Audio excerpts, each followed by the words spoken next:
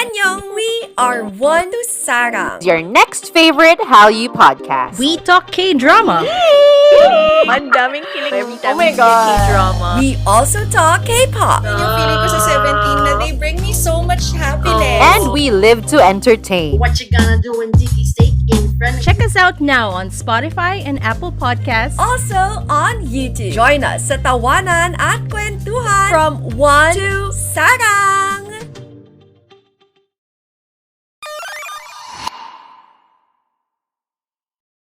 The views, takes and opinions expressed on this show are of the host's own and do not represent the views, takes and opinions of the Bunk Collective and its affiliates. Material and sources mentioned in this episode is for general and commentary purposes only. This episode might include strong language and may not be suitable for children. Listener discretion is advised. Stay safe and stay wrestle everyone. Welcome to the main event, Mark. Yon, yes. Guys, thank you very much for joining our pre-show sa X nung Sabado. So, doon napag-usapan natin yung predictions ko for AEW Dynasty and also for TNA Rebellion. And of course, this upcoming episode sa pagkatapos ito, doon naman natin pag-uusapan yung aking opinion about AEW Dynasty and also yung parating na show sa TNA Rebellion. So yan ang pag-uusapan natin for the upcoming episodes of the show. So ngayong linggo, syempre ang ating ang topics natin. Hindi naman tayo iikot sa hindi tayo iikot sa dalawang shows na yon. Maiba lang. So gagawa lang tayo ng small episode this week as we are going to do some thoughts mainly on the WWE programming and also on this week's Dynamite. Bigay na rin tayo ng opinion sa iba pang mga bagay-bagay. Pero yun, welcome to the Main Event Mark Podcast. Again, this is your Bunk Collective Wrestling Podcast.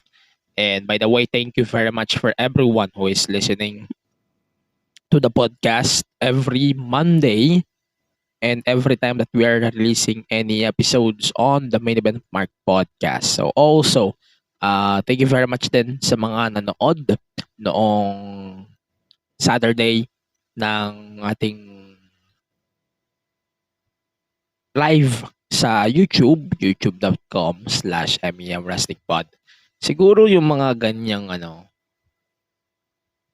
patikim is gagawin na natin siya madalas sa YouTube lang. Exclusive lang siya sa YouTube. So, hindi ko siya gagawing weekly. Pag may mga important developments, pag-usapan natin siya. Pero pag wala naman, siguro, sige, every other week, gawin natin yung ganong setup na every Saturday live and then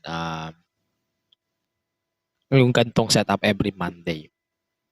Pero yon, pag-usapan mo natin this week on the Main Event Mark Podcast is yung shows lang, tapos yung mga naiwan natin from the live video na ginawa natin nung Sabado. So unahin na natin, nagkaroon ng releases si WWE na una na natin na pag-usapan sa live. Hindi na ako mag-intro mamaya na pagkatapos. So, nagkaroon sila ng releases this week. So, Jinder, then Xia Li, and also si Sion Quen. Ngayon, nadagdagan siya. So, Sanga and Veer Mahan are also being told by Fightful na na-release na din from their contract. So, ito ay updates 2 hours after of our live podcast noong Sabado. Ayun. So, the list goes on and on habang nagre-record tayo. Hindi pa final lineup yon, masyado pang maikli yung list na nakuha natin. But that's what we are getting as we speak. And masasabi ko lang, I feel bad for everyone who got released from their contracts. Kagaya nung sinabi ko nung Sabado, masyado akong nalungkot, especially with their release on Jinder Mahal.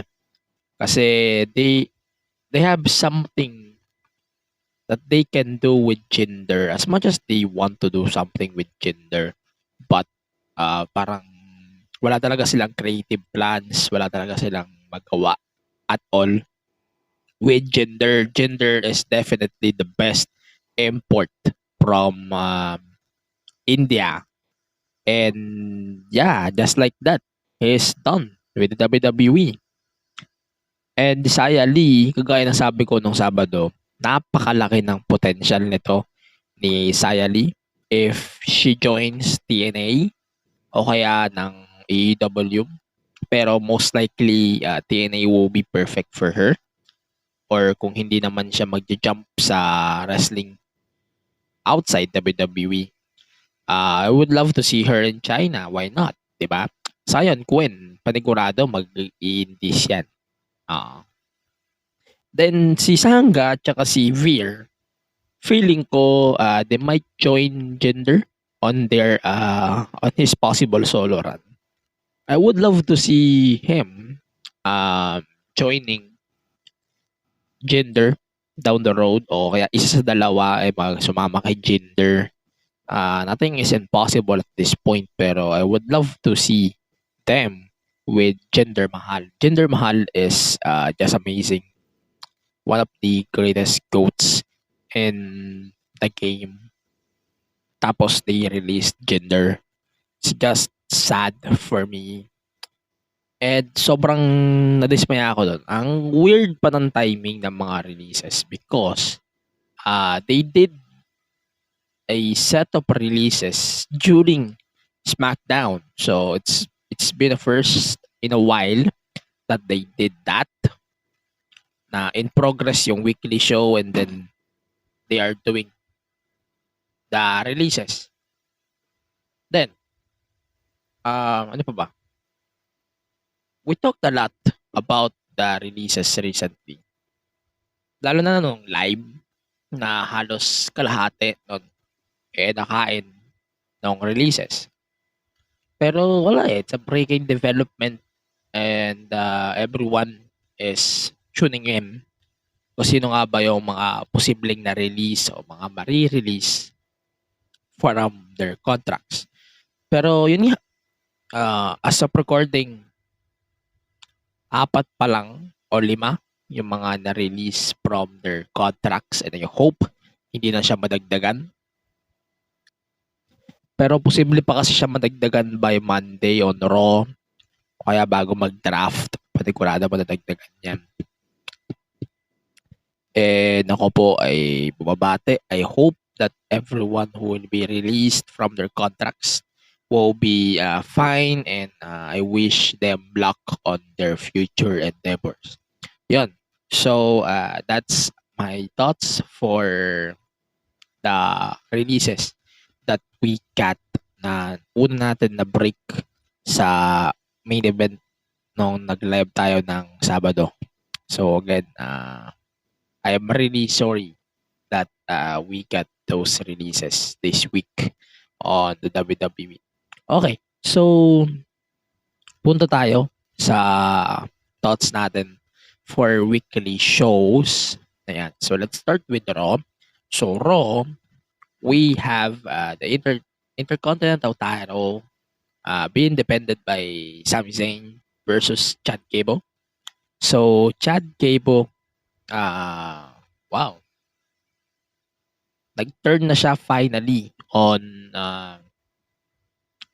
Coach Sami. Yes, he finally turned on Sami Zayn and wow, pucha, ganda ng heel Sami talaga eh. Ito yung something na hinahanap ko for Chad for a while. And I'm glad that we are getting that one back on him. Yung kahit malayo siya sa, ano tawag dito? Kahit malayo siya some ibang members ng Alpha Academy, kina Otis, tsaka kay Maxine Dupree, that they are doing different things now. I am good with this. I hope they can continue with the progression then ng character ni Chad Gable. So, I'm really good with this. So, hindi ka naman i-run down yung nangyari sa match. But, Sami Zayn becoming a big threat for Chad Gable is really, really good for me. Yun. So, also, the Judgment Day, this week is kinda starting to fall down. Starting with the Rhea Ripley. Rhea Ripley vacated her Raw Women's title or Women's World Championship during the opener of this week's Raw. And then Liv Morgan, apparently the one who got injured, the Rhea Ripley, wala namang hit si Liv, pero they are just setting up the continuity of their feud. So, according to Fightful and PW Insider, yung injury ni Liv was yung injury ni Rhea Ripley was a freak accident. So, wala kayo masyado na kailangan ipag-alala aside sa injury ni Rhea na nangyari lang possibly before or after the assault of Liv. So, yun. Yun ang balita galing kay Fightful. Pero at least, next week, I cannot wait to see more of Liv and Rhea and possibly Liv Morgan winning the Women's World Championship away. And then, ito na, yung continued na ang feud nila with Rhea Ripley. Yun. So, like what I said, Judgment Day is currently splitting up. And, yeah, I cannot wait to see more of this split up na Judgment Day. Especially with Damian Priest versus Finn Balor. Cannot wait to see more of this down the road. And, yeah, we will keep our eyes on that. Yun. So, Sheamus made his return to the WWE. And, yeah, he is still packed as fuck. Sobrang solid pa rin ni Sheamus. Wala akong masabi. Yan lang masasabi ko. Yun. Ito yung binitin kong talks sa live. Pag-usapan nga natin ng medyo malalim yung bagong belts ni WWE. So, we have the World Tag Team titles for Raw and then yung WWE Tag Team titles on SmackDown. So, yung sa Raw, personal take ko lang, I like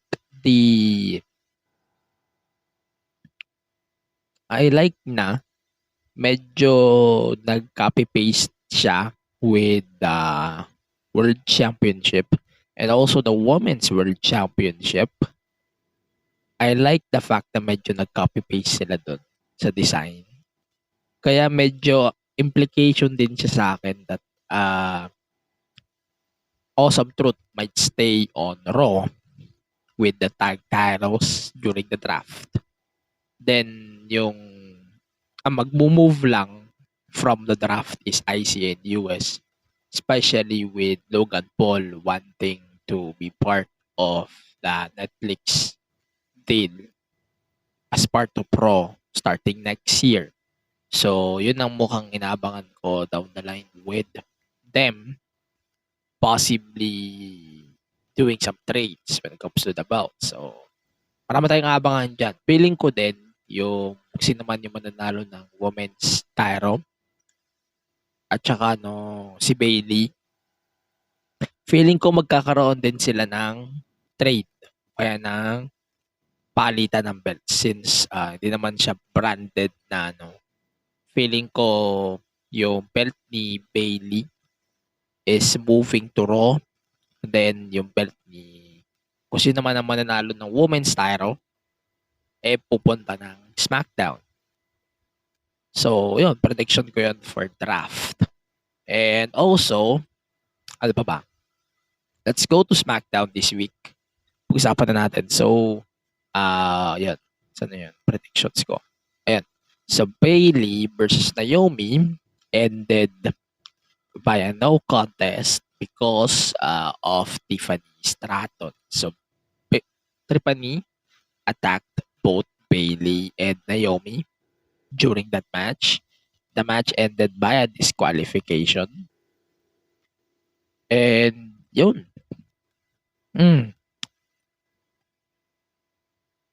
We can expect that by almost before SummerSlam, Tiffany is now champion at least in the WWE. Yun. So, AJ Styles is the number 1 contender for the undisputed title over Cody Rhodes. He defeated LA Knight for the title shot. And hindi pa rin talaga ako sanay sa bagong team ni AJ. But yeah, Rhodes and AJ, panigurado they're going to tear the house down sa Backlash.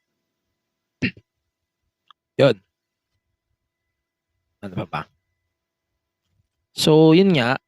We have the tag titles reveal.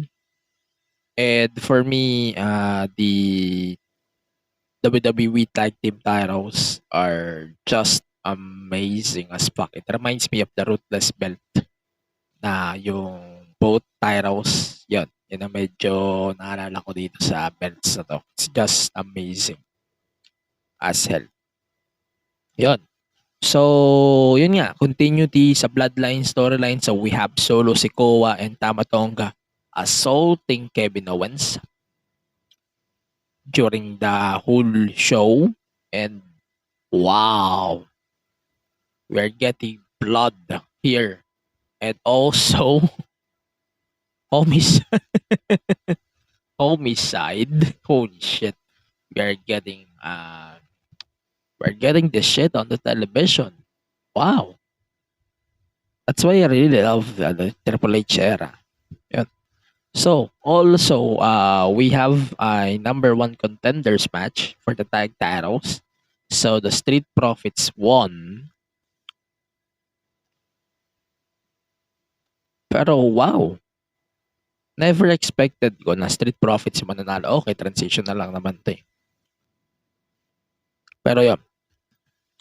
Yung WWE, ang sure ako, they are already planting some seeds for Nick Aldis and Adam Pearce na magkakaroon sila ng feud for Survivor Series. Feeling ko nga magko-compete sila at some point, no?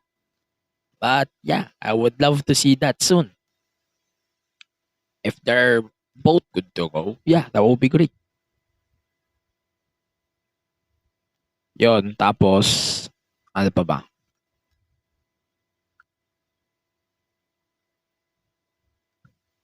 Yun nga, like what I said, Bailey versus Naomi, that was amazing as fuck. Then, yun nga, Tiffany Stratton, I cannot wait to see more of Tiffany, I swear to God. Yun. So, no contest siya as expected. Kind of disappointing na we only have 4 matches. Ang sure lang ako, mas nag-lean sila sa stories this week sa SmackDown. Sa Raw, puro matches eh. Yun ang difference talaga ng 2 versus 3 hours eh. Then, we also have new developments, yeah. Like Cody, new contenders for Cody, new contenders for the tag titles, Solo, setting up himself as the new tribal chief. Then, yun, Tiffany Stratton pushing herself to the title picture. Yun. So, yeah, draft. Definitely, we have to take an eye on that.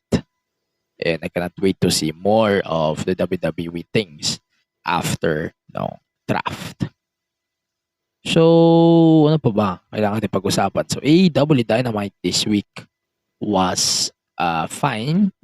Hindi ko na masyado itatakal yung buong show kasi takal na natin yung predictions ko for Dynasty dun sa live. So, focus na lang tayo sa pick of the week ko for this episode. So, yung match ko, yan, Claudio versus Will Ospreay. Guys, watch it. Sobrang solid yan. Yung woman of the week ko, it should be Rhea Ripley. Superstar of the week. Medyo naglilin ako kay Chad Gable. Sobrang solid, Chad Gable. Yun.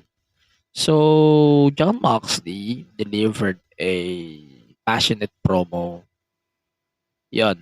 So, that was amazing promo. Pero, yun lang. Since tinakil ko naman na sa live yung buong Dynamite, hindi ko na pag-uusapan masyado yun. Yun. So, yun nga. WWE is preparing for the draft. NXT also is joining this year's draft. So, it's interesting. Tapos, yun nga. They are now also setting up the Women's North American Title Tournament. So, yeah, I cannot wait to see more of this down the road. So, let's start with the most important thing here, which is Ilya Dragunov versus Javon Evans. So, yes, it's an open challenge. Pero, wow, holy smokes. That was amazing as fuck. Pucha. Parang ang ganda ng presentation nila with Evans here. And it shows that they are giving him something and we're going to get something with Evans down the road. And yeah, we cannot wait to see more of him down the road.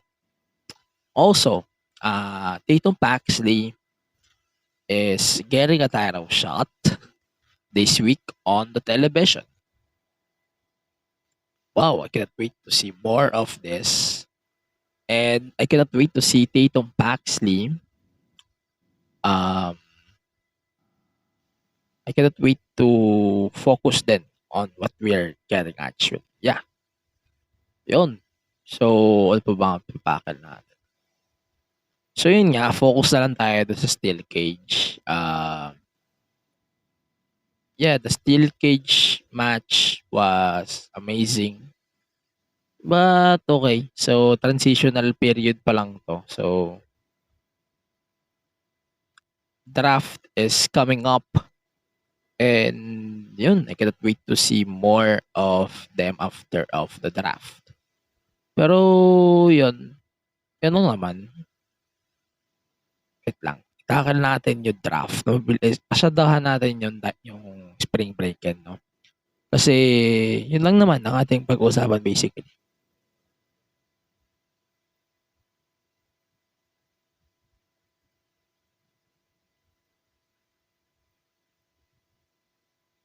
Wait lang, hinahanap ko yung ano.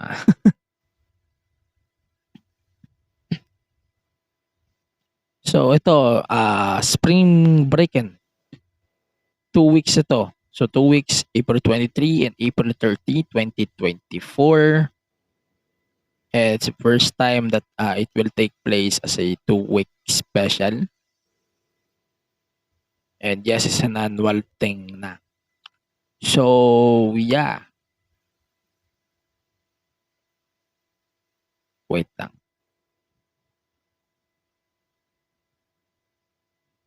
Eto. So, we have these cards, no? Ayan. Wait lang, hinahanap ko. Ayan, got it. So, here's the cards for Spring Break-In. Sol Ruca versus Blair Davenport in a beach brawl. So, I think Sol Ruca is definitely winning this. Yeah. She's definitely winning this match. Then, the Angelo family versus No Quarter Catch Crew. I think the Angelo family is winning this match. Noticeable din on this No Catch Republic or new No Quarter Catch crew that they are no longer introducing True Gulak as part of this. We will talk about this more once we have more information. Di pa kasi kumpleto yung sinasabi nilang balita that Ronda Rousey looks like the one who is winning the case so far with True Gulak. But yeah, Roxanne Perez versus Lyra Valkyria and Tatum Paxley. Feeling ko it might be a win for Roxanne. I don't think she's leaving NXT without the belt or with the belt. Pero yeah, I think this will be Roxanne. Then Ilya Dragunov versus Trick Williams. If Trick Williams loses, he must leave NXT. So I think itong sure na magkaka-title change na Trick Williams must win. Yung part 2, yun week 2 sa next week na natin pag-usapan. So, antayin natin magkumpleto yung card. But for the meantime, I hope you guys are fine. Ayan, marami tayong abangan next week. Yun, AEW Dynasty, TNA Rebellion. Then, yung pang mga nangyari sa Spring Break. And pag-usapan natin yan sa susunod na episode ng Main Event Mark and also on our possible predictions yung ating Podtikem. Yan, yung ating pangalan ng live series na Podtikem. Kasi susubukan ko siyang every Saturdays. Pero mukhang hindi ko siya matutupad na every Saturdays. But we will see. We will see. Yun ang ating titignan. Basta, I'm really looking forward for TNA Rebellion and Dynasty because of the main events. So, yeah. Yun lang muna. So, yung predictions ko naman doon sa show na yun is nasa YouTube na. You can watch it on YouTube. youtube.com/MEM Wrestling Pod. Yun lang naman ang ating platform saan tayo pwede mag-live. And yun. Sana na-enjoy nyo tong episode na to na The Main Event Mark. We will catch you next week on the show as we go to a longer episode for sure. But for now, I'm going to leave you guys here. And I hope you will be fine. Stay safe and stay wrestle. See you on the next one. Here on the podcast. Goodbye for now.